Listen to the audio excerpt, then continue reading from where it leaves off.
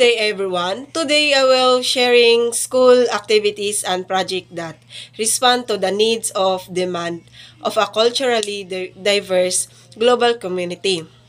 This is based on the idea of Merrifield, Brodin, Tigman, and Diokno, who studied the importance of global perspective in education.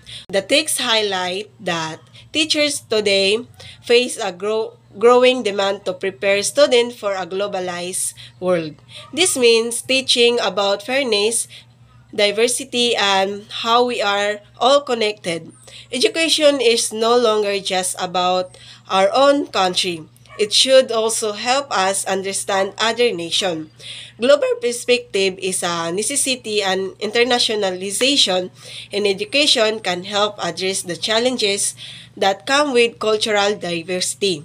Why global perspective matters? Encourage respect for different history, language, and religion and tradition. Build academic bridge between school and country. Open opportunities for collaboration and mutual understanding. So next is promotes cultural respect and diversity. Having a global perspective means appreciating and respecting different countries and cultures. This includes their history, language, religion, and tradition. It also allows schools from different countries to work together and share knowledge. This connection opens opportunities for students and teachers to learn from another and promote mutual respect. Here are examples of school activities that can support cultural diversity. First is Cultural Exchange Program. Allows students and teachers to experience life in another country. Second one is Multicultural Festival. Celebrate diversity through food, music, and tradition. Third is International Research Project. Encourage collaboration with school abroad. Fourth is Global Seminars. Connect student with international speaker to discuss worldwide issue. The last one is Language Clubs. Give students to enhance to learn new language and communication better with people from different background. So global perspective in education are now necessity that not is luxury. Schools should develop activities and programs that promote understanding and perspective for another countries. This effort will help students become not only knowledgeable but also responsible global citizens, ready to face the challenge of an interconnected world. So let's proceed to another reporter. Good day everyone, good day sir. I'm Jaya Tongko and today I'll be talking about the roles of administrators, teachers, and students in promoting schools as agents of social change and transformation. We all know that schools are not just places for learning math, science, or English. Schools are also agents of social change, meaning they help improve people's lives and transform society. But how does this happen?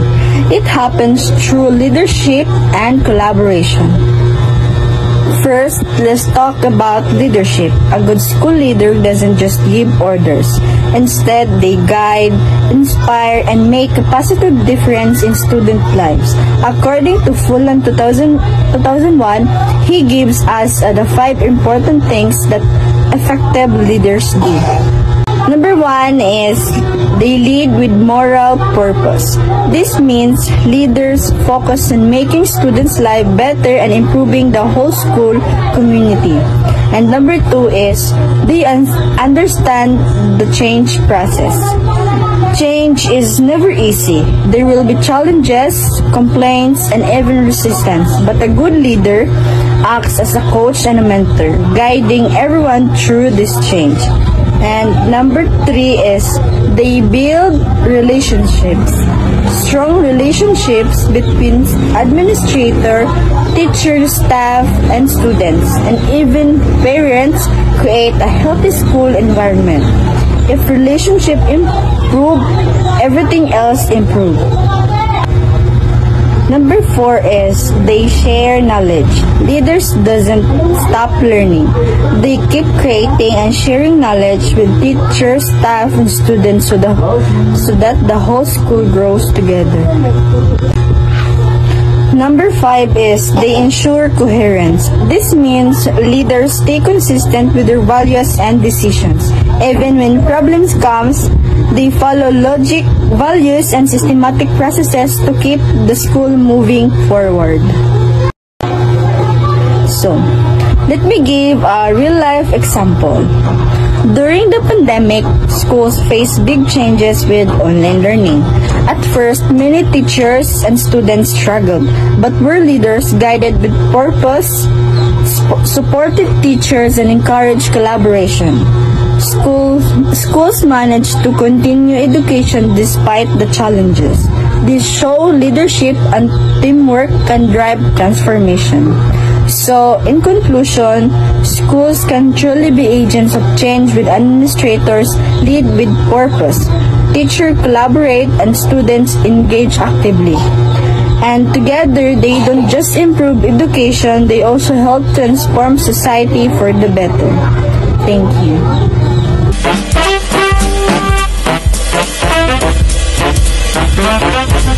So, number 1 is strong principal leadership. So, ang principal ang leader sa eskwelahan, siya ang sigurado na ang tanan na mga goals sa eskwelahan o sa Department of Education kay ma-implement siya properly. So, ang principal, siya gali ang marag captain sa barko na mag-agi sa tanan challenges para sa eskwelahan o sa students na muuswag. And he ensures that all the educational plans are followed to achieve the best results. So, number 2 is setting high expectations for students' achievements. So, dapat ang eskwelahan kay mag-expect og taas na grade or success sa mga students. Ang goal ani kay para ang mga students makatun yun og tarong sa tanan lessons or subjects. So, this to ensure that all students will be successful in their academics and perform sa mga students kay measure sa ilahang learning or achievement.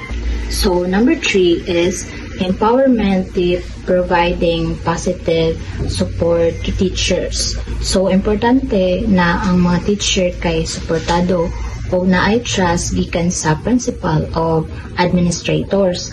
Dapat ang mga teacher kay empower para makahimo sila o decision para sa ilang klase.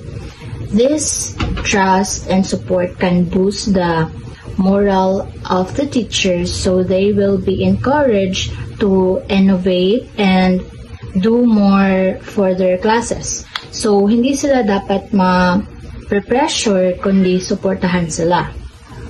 So, number 4 is creating a clear vision and mission. So, ang vision o mission sa eskwelahan kay dapat clear para sa tanan, para sa Monkas na ay kaning mission o vision. So, ito ang guide na sasabihin na kung ano ba ang goal ng school community. It sets the foundation of good leadership.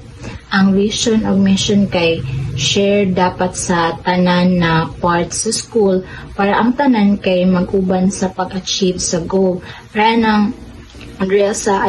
sa Monkas is kanang gina-encourage yun ang students na mag-memorize jud sa kaning ato ang vision o mission kay para makabaluta as a students unsa ang kaning goal sa Monkas and unsa ang vision o mission sa Monkas. Now this is my summary of the certain reports conducted by co-reporters. The role of the school as an of social change is important because school molds the minds, character of the students. So, as we observe, ang school is o siya ang kanang as an engine through social change, because we all know that school is molds the minds and character of the students or develop to be gain and good citizens. Now this is the important character or method of the school serve as an agent of the social change. High school is not just a place for learning. It is a community of people committed to develop human potentials with a goal of attaining positive social transformation. So ang school is muna siya ang kanang dili lang siya is kanang kumbaga dili lang siya is isa ka lugar, but ang school is serves a place for learning or place of learning, because the term is in school is na-conclude siya og kanang learners and students or school as a community. We have administrators, leaders, and so on. Next is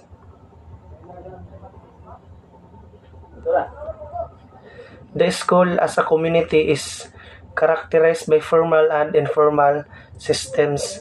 So ang school is as a community or kanang isa ka komunidad nagka-characterize siya by formal and informal systems. Then isa po ang effective leadership is needed. So as we all know, ang school is we have or concluding teachers that serves as a role model of the learners.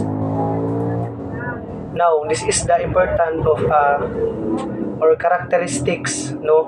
Dapat sa school is na kanang mga teachers or mga admins is na kanang effective leadership is needed. So dapat ang mga kumaga mga administrative sa school is for examples mga leaders is dapat is effective siya. Then ang iyang mga roles is kanang guided, kanang na-follow jud siya kay para sa makagain og mga innovation ang mga students. Then next is schools need to respond to various challenges and social change. So as we observe the past many years, so nahitabo sa worldwide to siya nga mga scenario is which is ang COVID-19. So ang school is need to respond to the various challenges and social change. Di ba during sa pandemic is na mga changes ato dili lang kay sa curriculum sa DepEd but sa tanan.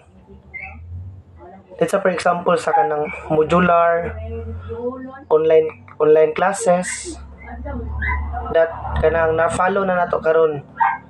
So ang school is dapat is di lang siya pinpoint or stay sa certain scenario. Dapat broad siya.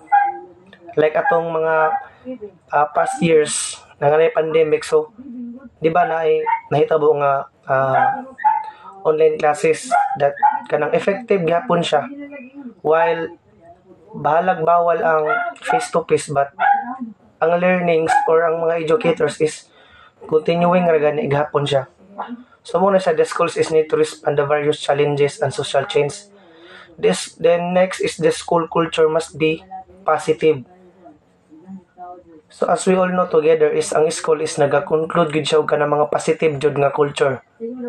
Like for example, once magud ang schools is makakita ta is nagakuan gani siya mga nagaserve siya mga negative cultures is dako kay siya kanang bad impact gani sa society, because ang school is community na siya sa kuan, di lang siya isa ka lugar, but ang school is a place of learning. So dili lang sa panimali natin learnings, but sa schools is na mga disciplines nga gina-follow nato. Then next is Every member of the school's community plays an essential role in attaining the goals of the school. So in every member of the schools or sa community, so nagaserves gina siya og kanang mga role nga dili siya role nga balaod, but naa siya mga kanang ginahimo or mga impact to reach, or di ba, for example sa Monkas is natay gina-follow or mga guidelines nga mga aiming na to or mga mission, vision, mga goals. So dapat is ang schools is mo gina siya nagaserve na siya sa kanang mga goals, mga essential nga kanang mga role para ma-reach nimo siya. Then next is teacher leadership is essential in school. So basically ang teachers is nag-serve siya as a role model, like sa akong na state ganina, ang teacher nag-serve og role model sa society, because ang teacher is bisan pag inside and outside, di ba, na-experience na to bisan pa og during sa wala na tay klase or sa mga elementary days na to, pag makita na to tong teacher is ginagreat gihapon na to siya, because sila ang nag-serve siya as a good leader, gani good leadership sa society. Sa muna siya dagi states the teacher leadership is essential in schools. So kinahanglan gid siya ang pag once magud nga mag-lead ka, dili na nga mag-lead nga mag-command, but ikaw ang kumaga is ikaw ang tinitingala. Dapat ikaw kung unsa imong mga ginabuhat, careful ka makahatag ba siya bad impact or good impact, because kung unsay nakita sa student is mao magud ang ilang gina-follow. So next is ang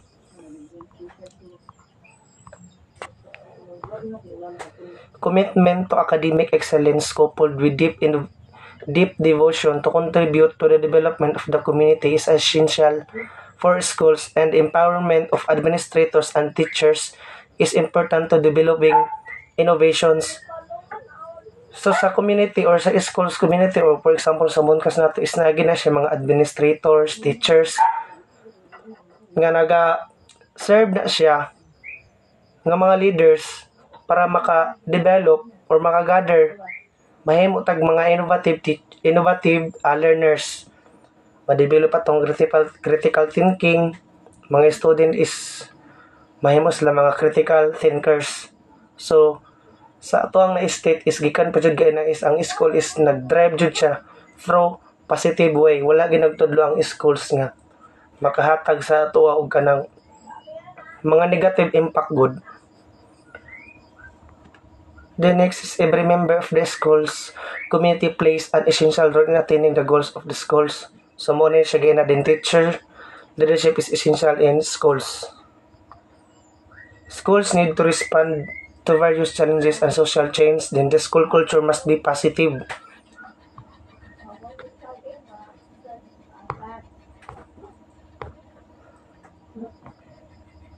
Next is operational excellence and organizational excellence are essential in attaining the goals of the schools. So sa schools is wala lang siya nag-serve sa mga organizational, but nag-develop gani siya sa to ang minds, di sa minds but sa heart, gina-teach dia sa school nga kanang maka kuan ganita og maayo nga kinaiya. Then schools need to be relevant and responsive to the needs of the society. So the schools is dili lang siya is naga-teach or naga-serve, but naga-respond siya sa needs sa society. For example, ang Moncast is naga-offer sila mga courses, di ba? Agriculture, BA, BAEd, BSEd, because ang mga teachers is need kay nato sa society, kay kulang kay tawag teachers. That's why ang schools is relevant yun siya sa mga needs sa society. Then the schools curriculum and all educational programs need to evolve with the different changes and challenges happening in the society. Like sa kung na-mention gain na may mga instances, mga or katong pandemya, di ba, na mga changes, na mga, so mga challenges to siya, negative challenges, but ginadipin ang pagkuan sa DepEd or sa school organizations nga ang mga negative nga mga challenges ma-turn into positive, so that ma-help na tatong society nga ma-develop. Di ba, sa una is wala ang mga online class, mga digital kuan is slow kay, unlike karon is active kayo ang mga learners. Then that's all. Thank you.